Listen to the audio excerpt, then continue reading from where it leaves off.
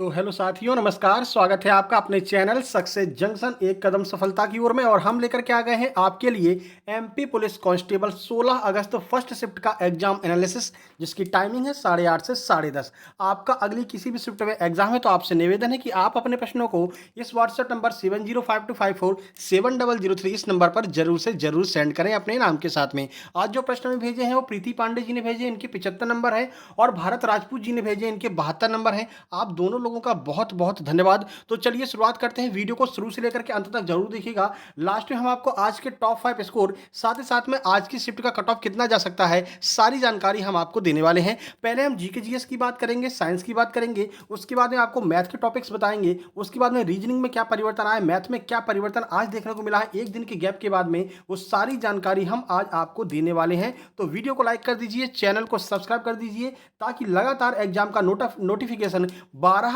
सितंबर तक लगातार आपके पास में पहुंचती रहे। तो चलिए शुरुआत करते हैं। जीके जीएस और एमपी जीके से देखते हैं।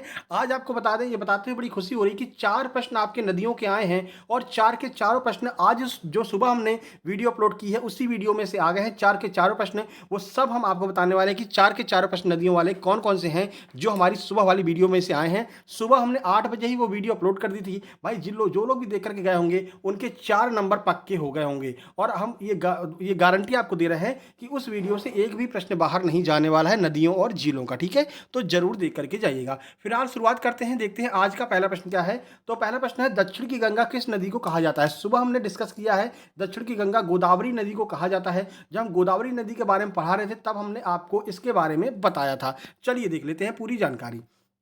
तो गोदावरी नदी को दक्षिण गंगा यानी कि दक्षिण भारत की गंगा नदी के नाम से भी जाना जाता है। गोदावरी नदी दक्षिण भारत की सबसे बड़ी नदी है। हमने सुबह बताया था गंगा के बाद में पूरे भारत की दूसरी सबसे बड़ी नदी कौन सी है, तो वो भी आपकी गोदावरी है। और दक्षिण भारत की सबसे बड़ी नदी कौन सी है, तो वो भी आपकी गोदावरी नदी ही है। इससे पहले भी गोदावरी का प्रश्न आया था कि गंगा के बाद में कौन सी नदी है, तो वो भी गोदावरी थी। ठीक है, चलिए गोदावरी सबसे बड़ी नदी। गोदावरी नदी पश्चिमोत्तर महाराष्ट्र में बहती है। ठीक है, पश्चिमोत्तर महाराष्ट्र राज्य में बहती है, जो दक्कन यानी कि प्रायद्वीपीय भारत के विस्तृत पठार के पूर्व की ओर बहती है। यानी कि ये जो नदी है वो पूर्व की ओर बहती है। ये भी आपको याद रखना है कि पूरब की ओर नदी बहती है कौन सी, गोदावरी नदी। और ये प्रायद्वीपीय भारत की सबसे बड़ी नदी, साथ ही साथ में दक्षिण की गंगा है। ठीक है, आगे बढ़ते हैं। देखिए ये प्रश्न 2 बार पूछा गया है आज के इस सत्र में। किस अधिनियम के द्वारा मुसलमानों को वोट डालने का अधिकार दिया गया था। सही आंसर है भारत परिषद अधिनियम 1909 के द्वारा मुसलमानों को वोट डालने का अधिकार दिया गया था। देखिए भारतीय परिषद अधिनियम 1909 ने विधान परिषदों में कुछ सुधार पेश किए, और इस अधिनियम ने ब्रिटिश भारत के शासन में भारतीयों की भागीदारी को बढ़ा दिया। इस अधिनियम ने पहली बार मुसलमानों के लिए एक अलग निर्वाचन क्षेत्र की शुरुआत की थी। ठीक है, इसे मार्ले मिंटो एक्ट भी कहा जाता है। याद रखना 1909 के एक्ट को मार्ले मिंटो एक्ट भी कहा जाता है। नहीं तो कहीं आपको ऑप्शन में मार्ले मिंटो एक्ट मिल जाए फिर आप आंसर नहीं लगा पाए। तो मार्ले मिंटो एक्ट 1909 के द्वारा ही मुसलमानों को पृथक निर्वाचन प्रणाली दी गई थी। ठीक है, चलिए आगे बढ़ते हैं। अगला प्रश्न, ऐसे 25 मई 1909 को शाही स्वीकृति मिली थी किसे, मार्ले मिंटो एक्ट को। ये भी आपको याद रखना है। चलिए नर्मदा नदी कहाँ से निकलती है। देखिए नदी वाला दूसरा प्रश्न आ गया, और नर्मदा नदी के बारे में सुबह हमने पूरा आपको डिटेल में जानकारी दी है। तो अनूपपुर अमरकंटक से नर्मदा नदी निकलती है। यही एक प्रश्न आपका एमपी जीके का पूछा गया है, बाकी एमपी जीके से कोई भी प्रश्न देखने को नहीं मिला है। तो नर्मदा मध्य प्रदेश की बात करते हैं, महाराष्ट्र और गुजरात में बहती है। 3 जिलों में ये जो है 3 राज्यों में ये बहती है। इसे अपने जीवनदायिनी महत्व के लिए मध्य प्रदेश और गुजरात की जीवन रेखा भी कहा जाता है। प्रश्न बनता है मध्य प्रदेश और गुजरात की जीवन रेखा किस नदी को कहते हैं, तो नर्मदा नदी को ही मध्य प्रदेश और गुजरात की जीवन रेखा भी कहते हैं। ठीक है, नर्मदा नदी मध्य प्रदेश के अनूपपुर जिले के अमरकंटक पठार से उत्पन्न होती है। ठीक है, चलिए यह ताप्ती नदी के समानांतर बहती हुई जाकर के अरब सागर में समाहित हो जाती है। और नर्मदा और ताप्ती 2 ऐसी नदियां हैं जो एस्चुरी का निर्माण करती हैं। साथ ही साथ में ये दोनों नदियां उल्टी बहती हैं, यानी कि पूरब से पश्चिम की ओर बहती हैं। बाकी सभी प्रायद्वीपीय नदियां पश्चिम से पूर्व की ओर बहती हैं, लेकिन ये 2 ऐसी नदियां हैं जो पूरब से पश्चिम की ओर बहती हैं। ये भी आपको याद रखना है। और ये दोनों नदियां एस्चुरी का निर्माण करती हैं। एक और दक्षिण भारत की नदी है मांडवी नदी, वो भी एस्चुरी का निर्माण करती है। एक और प्रश्न बनेगा कि उत्तर भारत की कौन सी नदी एस्चुरी का निर्माण करती है, तो साबरमती नदी जो है वो एस्चुरी का निर्माण करती है। ठीक है, चलिए कुछ एक्स्ट्रा फैक्ट जो है वो हम आपको बता देते हैं, क्योंकि आगे यहां से प्रश्न बन सकता है। अगला प्रश्न है, एक कोष की शैवाल कौन सा है। एक कोशिकीय शैवाल कौन सा है? सही आंसर है क्लोरेला और स्पाइरुलिना जो है ये एक कोशिकीय शैवाल होते हैं। ये प्रश्न आज आपका पूछा गया है, तो देख लीजिए क्लोरेला और स्पाइरुलिना एक कोशिकीय शैवालों का युग्म है। अब देखिए 3 प्रकार के शैवाल आपके होते हैं, कौन कौन से होते हैं चलिए देख लेते हैं। सबसे पहले होता है साइनोफाइटा, इसमें जो नीले हरे शैवाल होते हैं उन्हें हम साइनोफाइटा कहते हैं। ये प्रश्न आगे पूछा जाएगा क्योंकि शैवाल और आपका जो आपका पादप जगत है यहाँ से बहुत सारे प्रश्न लगातार पूछे जा रहे हैं। तो साइनोफाइटा कैसे कहते हैं? नील हरित शैवाल को साइनोफाइटा के अंतर्गत रखा जाता है। अगला है यूग्लिनोफाइटा, एक कोश की हरे रंग के जंतुओं के समान भोजन ग्रहण करने वाले जो होते हैं उन्हें यूग्लिनोफाइटा के अंतर्गत रखा जाता है। ठीक है, इनमें क्या होता है, इनमें जो है भोजन ग्रहण करने की इनके अंदर क्षमता होती है। अगला प्रश्न है क्लोरोफाइटा, क्लोरोफाइटा कैसे कहा जाता है? तो क्लोरोफाइटा में आपका देखिए जो भोजन मंड के रूप में ग्रहण करते हैं, जो भोजन को मंड के रूप में प्रोटीन से बनी पायरिनी डाइट जो संचित करते हैं उन्हें हम क्लोरोफाइटा के अंतर्गत रखते हैं। यानी कि जो मंड के रूप में भोजन को ग्रहण करते हैं उन्हें हम क्लोरोफाइटा के अंतर्गत रखते हैं। ठीक है, तो ये तीनों आपको पढ़ करके जाना है, आगे आपसे पूछा जाएगा। बाकी हमारी पादप जगत वाली जो वीडियो हमने बनाई है उसको जरूर देख करके जाना, वहां से हर शिफ्ट में 3 प्रश्न पूछे जा रहे हैं। आगे बढ़ते हैं, अगला देखिए बिरजू महाराज का संबंध किस नृत्य से है? आज ये प्रश्न पूछा गया, तो कथक नृत्य से संबंधित है बिरजू महाराज। तो बिरजू महाराज का संबंध कथक नृत्य से है। ठीक है, अब चलिए कुछ जानकारी आपको देते हैं। पहले भी एग्जाम एनालिसिस में बिरजू महाराज वाला प्रश्न आ चुका है, तब भी हमने आपको पूरी जानकारी दी थी, आज फिर से आपको करा दे रहे हैं। तो पंडित ब्रजमोहन मिश्र, बिरजू महाराज का ओरिजिनल नाम क्या है? पंडित ब्रजमोहन मिश्र है, जिन्हें बिरजू महाराज भी कहा जाता है। प्रसिद्ध भारतीय कथक नृतक थे। ठीक है, जो कथक के नृतक थे वो प्रसिद्ध भारतीय कथक नृतक थे बिरजू महाराज। वे शास्त्रीय कथक नृत्य के लखनऊ कालिका बिंदादीन घराने के अग्रणी नृतक हैं। याद रखना कौन सा घराना है? तो लखनऊ कालिका बिंदादीन घराने के अंतर्गत आते हैं। ठीक है, चलिए 1986 में इन्हें क्या हुआ था? पद्म विभूषण से सम्मानित किया गया था, यह भी आपको याद रखना है। चलिए भाई अगला प्रश्न देखते हैं, दाब का एसआई मात्रक क्या होता है? ये प्रश्न भी आपका रिपीट हुआ है। सही आंसर है पास्कल दाब का एसआई मात्रक होता है। देखिए तो दाब का एसआई मात्रक पास्कल है, जो 1 न्यूटन प्रति वर्ग मीटर के बराबर होता है। ठीक है, इसका नाम फ्रांसीसी वैज्ञानिक ब्लेज पास्कल के नाम पर पड़ा है। तो पास्कल का नाम जो है वो ब्लेज पास्कल के नाम पर पड़ा है, ये भी आपको याद रखना है। ये होता क्या है? तो इकाई क्षेत्रफल पर लगने वाले दाब को हम पास्कल से नापते हैं। ठीक है, चलिए आगे बढ़ते हैं। वाणिज्यिक बैंक किसे कहते हैं? ये प्रश्न पूछा गया था, तो चलिए वाणिज्यिक बैंक के बारे में आपको जानकारी दे दें। वह बैंक कोई भी संस्था है जो मुद्रा के लेन देन को सरल बनाती है। वाणिज्यिक बैंक, कॉमर्शियल बैंक उन बैंकों को कहते हैं जो धन जमा करने, व्यवसाय के लिए ऋण देने जैसी सेवाएं प्रदान करते हैं। इन्हें वाणिज्यिक बैंक या फिर व्यावसायिक बैंक कहते हैं। ठीक है, यानी कि जो आपको ऋण देती हैं, साथ साथ में अगर आप कोई व्यवसाय शुरू करना चाह रहे हैं उसके लिए भी आपको ऋण देती हैं, आपकी पैसे को जमा करती हैं, आपके धन को जमा करती हैं और आवश्यकता पड़ने पर आपको धन देती हैं, वो सब कॉमर्शियल बैंक या फिर व्यावसायिक बैंक के अंतर्गत आती हैं। उदाहरण की बात कर लें, जैसे आपका एसबीआई हो गया, पीएनबी हो गया, आईसीआईसीआई हो गया, एक्सिस हो गया, ये सभी वाणिज्यिक बैंक के अंतर्गत आते हैं, इन्हें कॉमर्शियल बैंक कहते हैं। ठीक है, चलिए अगला प्रश्न, एक और प्रश्न जो है बैंकिंग से आया है। आरबीआई की स्थापना किस समिति की सिफारिश पर हुई थी? तो हिल्टन यंग कमीशन की सिफारिश पर आरबीआई की स्थापना हुई थी। देखिए हमारी स्पीड थोड़ी सी तेज रहती है क्योंकि समय आपका महत्वपूर्ण है, कम समय में ज़्यादा से ज़्यादा आपको हम जानकारी देने का प्रयास करते हैं। ठीक है, हमारा कोई किताब विताब तो है नहीं, किताब विताब का प्रचार करें फिर आपको मतलब टाइम आपका खराब करे, ऐसा अपना कुछ नहीं है। सीधे आपका एग्जाम एनालिसिस स्टार्ट होता है और पूरा अंत तक आपका एग्जाम एनालिसिस हम देते हैं। ठीक है ना, तो हिल्टन यंग कमीशन की सिफारिश पर आरबीआई की स्थापना हुई थी। देखिए भारतीय रिजर्व बैंक की स्थापना 1 अप्रैल 1935 को, ये डेट आपको याद रखना है, भारतीय रिजर्व बैंक एक्ट 1934 के प्रावधानों के अनुसार हुई थी। बैंक की स्थापना हिल्टन यंग कमीशन की सिफारिश पर की गई थी। रिजर्व बैंक का केंद्रीय कार्यालय शुरू में कलकत्ता था। ये पूछा जाता है प्रश्न कि शुरू में कहा था, शुरू में कलकत्ता था, बाद में जो है इसे 1937 में मुंबई में स्थानांतरित कर दिया गया था। ये 2 प्रश्न अलग अलग पूछे गए हैं एसएससी में कि पहले कार्यालय क्या था? कलकत्ता था, मुंबई में कब स्थानांतरित किया गया? तो 1937 में आरबीआई का कार्यालय मुंबई में स्थानांतरित कर दिया गया। ठीक है, आरबीआई को बैंकों का बैंक भी कहते हैं, ये भी आपको याद रखना, ये प्रश्न भी पूछा जा चुका है। आगे बढ़ते हैं, इनमें से कौन सी नदी बंगाल की खाड़ी में गिर जाती है? ठीक है, बंगाल की खाड़ी में कौन सी नदी गिरती है? तो चलिए देख लेते हैं कौन कौन सी नदियां हैं। तो आपकी गंगा हो गई, ब्रह्मपुत्र हो गई, इरावदी हो गई, गोदावरी हो गई, महानदी, कृष्णा और कावेरी, ये जितनी भी बड़ी नदियां हैं ये सारी नदियां बंगाल की खाड़ी में जाकर के अपना पानी गिराती हैं। ठीक है, सबसे छोटी नदी कौन सी है जो बंगाल की खाड़ी में बहती है? तो कोम नदी है। कोम नदी का नाम याद रखना, आगे आपसे पूछा जाएगा, ठीक है। इसकी लंबाई मात्र 64 किलोमीटर है। अब सुंदरवन की बात कर लेते हैं, तो सुंदरवन आम का जंगल बंगाल की खाड़ी में गंगा, ब्रह्मपुत्र और मेघना नदियों के डेल्टा पर स्थित है, ठीक है। सबसे बड़ा डेल्टा कौन है विश्व का, तो याद रखना सुंदरवन डेल्टा विश्व का सबसे बड़ा डेल्टा है। ये प्रश्न भी आपका एग्जाम में पूछा जाएगा, ठीक है ना। यहाँ डेल्टा का मतलब क्या है, यहाँ से बहुत सारी जब नदियाँ निकलती हैं तो ये अपना क्या है कि मिट्टी को यहाँ पर एकत्रित कर देती है, जितनी मिट्टी बहा करके ये लेकर के आती हैं। तो ये क्षेत्र जो है ना, ये दलदली क्षेत्र बन जाता है और बहुत उपजाऊ क्षेत्र बन जाता है, ठीक है। इसीलिए इसे सुंदरबन का डेल्टा इसको हम कहते हैं, विश्व का सबसे बड़ा डेल्टा है, ठीक है। चलिए, 1857 की क्रांति की शुरुआत कहाँ से हुई थी, यह प्रश्न ये भी आया, ये शायद आया था कि प्रथम स्वतंत्रता संग्राम की शुरुआत कहाँ से हुई थी। तो दोनों का आंसर आपका बैरकपुर मेरठ से, ठीक है। बैरकपुर छावनी मेरठ से 1857 की क्रांति की शुरुआत हुई थी। देखिए, तो 10 मई 1857 को मेरठ शहर में ब्रिटिश ईस्ट इंडिया कंपनी के सिपाहियों ने के विद्रोह के रूप में इसकी शुरुआत हुई और जल्द ही ये भारत के अन्य हिस्सों में भी पूरी तरह से फैल चुका था, ठीक है। चलिए, अगला है, इसकी शुरुआत किसने की थी, तो मंगल पांडे ने इसकी शुरुआत की थी। अब यहाँ पर एक प्रश्न बहुत डीपली बन जाता है कि 1857 की क्रांति का प्रतीक चिन्ह क्या था। तो याद रखना रोटी और कमल, रोटी और कमल जो है ये 1857 की क्रांति का प्रतीक चिन्ह था। ये जिसको दे दिया जाता था तो समझ लो कि वो 1857 की क्रांति में शामिल हो चुका है। और कौन सा मुगल बादशाह था जो 1857 की क्रांति में जिसने भाग लिया था, तो बहादुर शाह जफर ने 1857 की क्रांति में भाग लिया था और 1857 की क्रांति में भाग लेने वाला एकमात्र मुगल बादशाह था और अंतिम मुगल बादशाह भी था। ये भी प्रश्न पूछा जा सकता है, ठीक है। अगला प्रश्न है, हर्षवर्धन किसकी मृत्यु के पश्चात राजगद्दी पर बैठा था, तो राज्यवर्धन, उसका भाई था राज्यवर्धन। राज्यवर्धन की मृत्यु के पश्चात जो है हर्षवर्धन गद्दी पर बैठा था, ये आपको याद रखना है, ठीक है।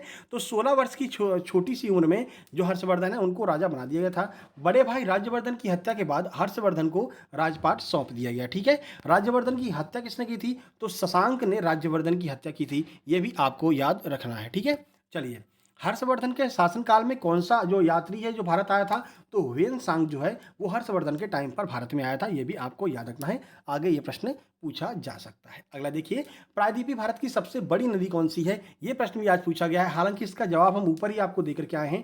गोदावरी नदी जो है वो प्रायद्वीपीय भारत की सबसे बड़ी नदी है, दूसरे नंबर पर नर्मदा का स्थान आता है। तो प्रायद्वीपीय भारत की सबसे बड़ी नदी गोदावरी है। इसका उद्गम त्र्यंबकेश्वर की पहाड़ी नासिक से होता है। इसकी कुल लंबाई 1465 किलोमीटर है। ये सब आपको पढ़ करके जाना है। जो नदी वाली वीडियो आज सुबह हमने बनाई है उसमें ये सब हम आपको क्लियर करा चुके हैं, जरूर देख करके जाना। नदियों से आपको पता है 2 से 3 प्रश्न पूछा जा ही रहा है, ठीक है। और अगर आप वो वीडियो देख करके जाएंगे तो एक भी प्रश्न आपका बाहर नहीं निकलने वाला है उस वीडियो से, ठीक है ना। यहाँ पर हम उस वीडियो को टैग कर देंगे, जैसे ये वीडियो समाप्त होगा आपको यहाँ पर वो वीडियो देखने को मिल जाएगी। साथ ही साथ में यहाँ पर आपको पादप जगत का वर्गीकरण भी देखने को मिल जाएगा। ये दोनों टॉपिक से काफी प्रश्न पूछे जा रहे हैं। लोक नृत्य वाली वीडियो भी कल हमने 15 अगस्त को अपलोड कर दी है, जहां से बहुत सारे प्रश्न फंस रहे हैं, तो वो भी आपको देख करके जाना है, ठीक है। चलिए, अब हम सीधे चलते हैं मैथ की ओर कि मैथ में आज आपसे क्या क्या पूछा गया है। तो मैथ की अगर हम बात करते हैं तो देखिए, त्रिभुज का क्षेत्रफल पूछा गया था। सिंपल आपका सूत्र लग रहा था, वही करनी वाला जो सूत्र लगता है वो वाला सूत्र लग रहा था। यहाँ पर जो हीरोज फॉर्मूला जिसे हम कहते हैं, एक प्रश्न आपका वहां से पूछा गया था, ठीक है। आज यहाँ पर परिवर्तन आया है, समय, दूरी और चाल से भी 2 प्रश्न पूछे गए हैं, यानी कि अब ये टाइम, डिस्टेंस एंड स्पीड की ओर जा रहा है। तो यहाँ से प्रश्न अब बनने की संभावना है। अब आगे शिफ्ट में आपको यहाँ से परिवर्तन देखने को मिल सकता है। एलसीएम एचसीएफ से 2 प्रश्न पूछे गए हैं। 2 प्रश्न आपके परसेंटेज के देखने को मिले हैं। घातांक और करनी से भी आपका एक प्रश्न देखने को मिला है, ठीक है ना। और नॉर्मल लेवल का प्रश्न ज्यादा कठिन नहीं था। उसके बाद में विभाज्यता के नियम के आज 3 प्रश्न पूछे गए हैं, जिनमें आपका 11 का नियम, 7 का नियम, 21 का नियम, इन तीनों नियमों से आपके प्रश्न बने हैं। 3 प्रश्न आपके विभाज्यता के नियम से। आगे बढ़ते हैं सीआई से, यानी कि कंपाउंड इंटरेस्ट से 4 से 5 प्रश्न। तो ये इस टॉपिक को नहीं छोड़ रहा है व्यापम, यानी कि यहाँ से लगातार प्रश्न बन रहे हैं। तो 4 से 5 प्रश्न कंपाउंड इंटरेस्ट से बने हैं, इसको आपको देख करके जाना है, ठीक है।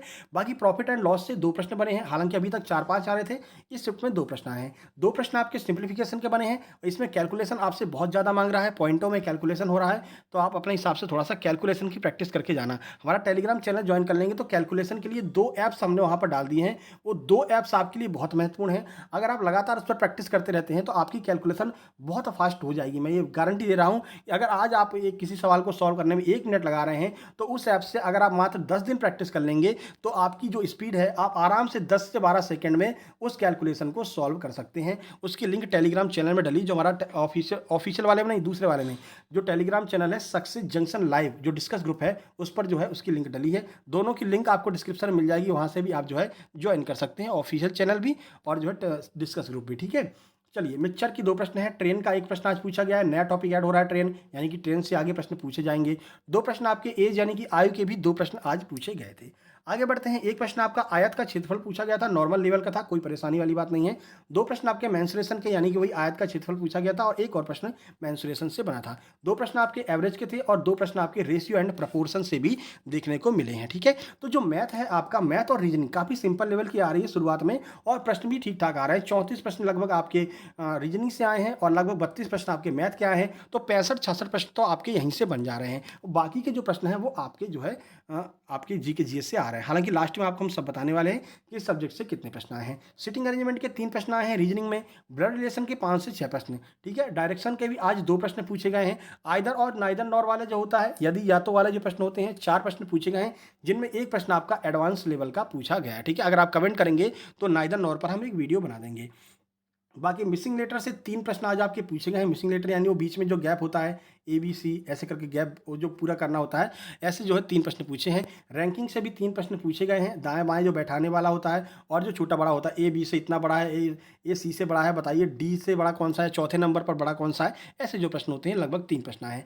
मिरर और वाटर इमेज से 6 से 7 प्रश्न आए हैं। अब इसके लिए एक ट्रिक वाली वीडियो हम आपको बनाने वाले हैं, कल मिल जाएगी आपको वीडियो। वो ट्रिक वाली वीडियो अगर आप देख करके जाएँगे ना, हम आपको बता देंगे कि कैसे आप तुरंत देखते ही पहचान सकते हैं मिरर इमेज और वाटर इमेज को, ठीक है? तो इसकी वीडियो कल आपको देखने को मिल जाएगी। सुबह-सुबह आपको सबसे पहली वीडियो यही मिलेगी देखने को, वाटर इमेज और मिरर इमेज को कैसे पहचानें, और देखते ही आप आंसर लगा देंगे, आपका समय बर्बाद नहीं होगा, क्योंकि ये ऐसा पोर्शन है जहाँ पर आपका टाइम भी जा रहा है और क्वेश्चन भी आप नहीं कर पा रहे हैं और इसके ज़्यादा से ज़्यादा क्वेश्चन भी आ रहे हैं, ठीक है? तो कल वीडियो मिल जाएगी, इसलिए चैनल को सब्सक्राइब जरूर कर लेना मेरे भाई। कोडिंग डिकोडिंग के 2 प्रश्न हैं, सीरीज के भी आपके 2 प्रश्न देखने को मिले हैं। बात करते हैं वर्णमाला की, तो वर्णमाला से 2 प्रश्न और साइलॉग के 2 प्रश्न, कुत्ते बिल्ली वाले जो होते हैं, कुछ कुत्ते बिल्ली हैं, और कथन और कार्यवाही से भी 1 प्रश्न आपका देखने को मिला है। आगे बढ़ते हैं, ओवरऑल की बात कर लेते हैं, तो जीके जीएस के 23 प्रश्न आज पूछे गए हैं जीके जीएस से। साइंस के भी आपके 13 प्रश्न आए, जिसमें 8 प्रश्न आपके बायोलॉजी से पूछे गए हैं, उसमें भी लगभग 5 प्रश्न आपके पादप जगत के वर्गीकरण से पूछे गए हैं, पादप और जंतु जगत के वर्गीकरण से, ठीक है? तो पादप जगत वाली वर्गीकरण की वीडियो हमने अपलोड कर दी है, जल्दी ही हम जंतु जगत की वीडियो भी अपलोड कर देंगे, वहां से काफी सारे प्रश्न देखने को मिल रहे हैं। बाकी मैथ की बात करते तो 30 नंबर का मैथ पूछा है, 34 नंबर की रीजनिंग आज आपकी पूछी गई है। टॉप 5 स्कोर की बात कर लेते हैं, तो देख लीजिए 86, 84, 82, 76, 67, 64, ये आज के टॉप 5 स्कोर हैं और ज़्यादा भी बता दिए हमने। तो इस तरह का आपका एग्जाम आ रहा है। कट ऑफ की बात कर लेते हैं, तो इस शिफ्ट की कट ऑफ की बात करते हैं, तो भाई जिसके भी 72 या 73 नंबर आ रहे हैं नॉर्मलाइजेशन के बाद में, वो अपने आप को सेफ जोन में समझ सकते हैं, क्योंकि इस बार ज़्यादा बच्चों को बुलाया जाएगा फिजिकल के लिए, फिजिकल के भी नंबर हैं। तो 72-73 नंबर जिसके भी आ रहे हैं भाई, अपनी फिजिकल की तैयारी में लग जाओ, आपका सिलेक्शन पक्का है। अब आपको डिपेंड करता है फिजिकल में आप कितने नंबर खींच करके ले आते हैं।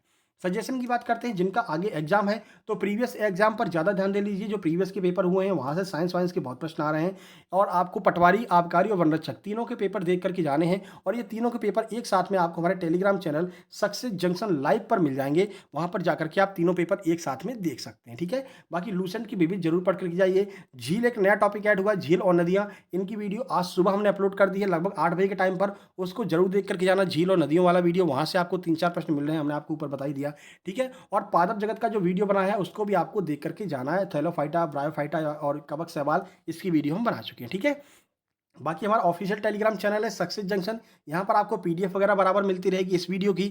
और दूसरा हमारा चैनल है सक्सेस जंक्शन लाइव, यहाँ पर आपको डिस्कस ग्रुप है, यहाँ पर आप अपनी बात भी कर सकते हैं, बात भी बता सकते हैं, और यहाँ पर फ्री स्टडी मटेरियल भी आपको प्रोवाइड कराया जाता है, जैसे कि मैथ की बुक राकेश यादव सर की, आदित्य रंजन सर की बुक, आदित्य पटेल सर की बुक, ये सब आपको यहाँ पर फ्री में मिल जाएंगी। साइंस की बुक और ये जो आपका कैलकुलेशन वाला ऐप्स है, ये सब आपको यहाँ पर मिल जाएगा। तो दोनों ग्रुप आपको ज्वाइन कर लेने हैं, दोनों की लिंक आपको डिस्क्रिप्शन बॉक्स में देखने को मिल जाएगी, तो दोनों ग्रुप आप ज्वाइन कर लेना। अब भाई अब तक लाइक नहीं किया तो मेरे भाई निवेदन है कि वीडियो को लाइक कर दीजिए, शेयर कर दीजिए अपने उन दोस्तों के पास में जो एग्जाम देने वाले हैं एमपी पुलिस का। क्योंकि देखिए हमने क्या है, बीच में आपका जो आपके शिक्षक भर्ती वाले हैं उनका एग्जाम एनालिसिस कराना शुरू कर दिया था, ठीक है? जिसकी वजह से बहुत सारे लोगों ने सब्सक्राइब कर लिया, शिक्षक वालों ने, ठीक है? लेकिन अब वो इस वीडियो पर क्लिक नहीं करते हैं, क्योंकि उनके मतलब की वीडियो नहीं है। अब ये आपका फर्ज बनता है एमपी पुलिस वालों का, जो लोग पहले से जुड़े हुए हैं मेरे भाई, ये आपका फर्ज बनता है कि वीडियो को लाइक और कमेंट तो करना ही करना है, आपको शेयर भी करना है ज़्यादा से ज़्यादा लोगों तक, जिससे कि इस पर अच्छे व्यूज़ आएँ तो हम और प्रयास करें आपके लिए और मेहनत करें। एक-एक वीडियो बनाने में बहुत समय लग जाता है मेरे भाई, लेकिन व्यूज़ नहीं आता तो मन गिर जाता है। इसलिए आपसे निवेदन है कि इसको शेयर कीजिएगा। जैसे लक्की सोलंकी जी हैं, श्रद्धा बैच जी हैं, शैलू मिश्रा जी हैं, ये लोग बहुत पुराने लोग हैं हमारे साथ में जुड़े हुए हैं। इन लोगों से निवेदन है कि आप लोगों को कम से कम 5-5, 6-6 जगह पर ज़रूर से ज़रूर शेयर करना है, ठीक है? चलिए, बाकी वीडियो कैसी लगी कमेंट बॉक्स में कमेंट करके बता देना और जैसे ही दूसरी शिफ्ट छूटती है 1 घंटे के अंदर आपको सारे प्रश्नों के साथ में आपके अपने चैनल एक्स सक्सेस जंक्शन पर एग्जाम एनालिसिस देखने को मिल जाएगा। कुछ देर बाद आप देखेंगे कि यही सारे प्रश्न आपको अलग-अलग चैनल पर देखने को मिल जाएँगे यहाँ से कॉपी करके। तो ओरिजिनल कंटेंट आपका जो है वो आपके अपने चैनल सक्सेस जंक्शन पर ही देखने को मिलता है। चलिए जल्दी मिलते हैं सेकंड शिफ्ट के एग्जाम एनालिसिस में। तब तक के लिए नमस्कार, धन्यवाद।